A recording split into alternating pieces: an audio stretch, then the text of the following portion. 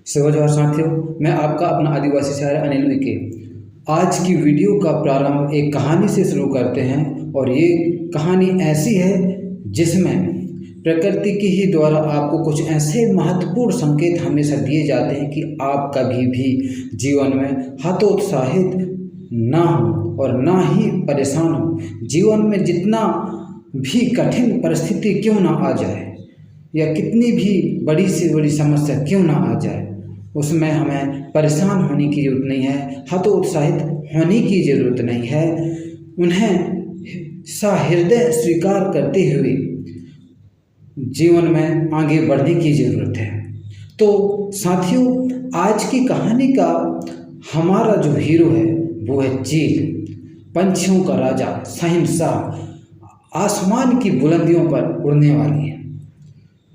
एक स्वाभिमानी, यदि माने उसे तो एक स्वाभिमानी पंछी भी कहा जा सकता है। तो चील का जो औसतन जीवन है, यदि पूरे जीवन के समग्र आयामों को देखें तो बहुत सारी चीज़ें चील के जीवन से हम सीख सकते हैं। इसकी औसतन जो जीवन है, औसतन जो आयु है लगभग 70 से 80 वर्ष की होती है। 70 से 80 वर्ष की होती है। ये बहुत संघर्षमय होती है और संघर्षपूर्ण होती है। इसके बावजूद भी बहुत शानदार जिंदगी जीने वाली पंछी होती है। इसीलिए जिंदगी के हर पल को उत्साहपूर्वक जीना चाहिए। ना जाने आने वाले जीवन में क्या हो जाए किसी को कोई पता नहीं है।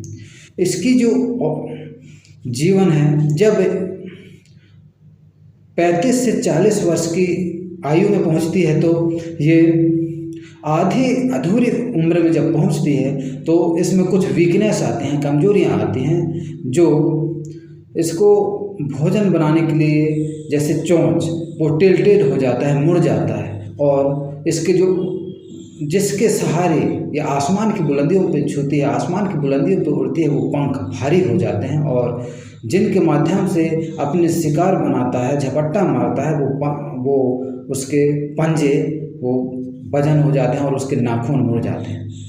इसमें ऐसी वीकनेस आती है कि वो एक टाइम के लिए भी अपने भोजन को सर्वाइव करने के लिए दर दर भटकना पड़ जाए और परेशान हो जाता है। साथियों, यहीं से है हमें सीखने की जरूरत। यहीं से इसकी असली सच्चाई कहानी शुरू होती है। जब ये आधी अधूरी 35 से 40 वर्ष की आयु में पहुंचती है तो उस समय जब भोजन के लिए भी इसको मुश्किल हो जाता है तो आसमान की, हिमालयों की वो चोटी में चला जाता है जहां बर्फ से ढके रहते हैं, और आसमान में जाकर उन बर्फों में, उन पत्थरों में अपने चोंच को लगातार हीट करता है, लगातार रगड़ रगड़ के उस चोंच को तोड़ देता है और अपने पंजों को भी लगातार हीट कर, लगातार रगड़ रगड़ के उनके पंजों के जो नाखून होते हैं मुड़े हुए, उनको भी तोड़ देता है। कितना दर्द भरा प्रोसेस, कितनी बहुत मुश्किलें प्रक्रिया होती है जिससे वो गुजरता है। इसमें फिर तोड़ने के बाद, और क्योंकि इसको पता होता है ना, प्राकृतिक हमें वापस करेगी, प्राकृतिक हमें देगी, इसको पूरा भरोसा होता है खुद के ऊपर।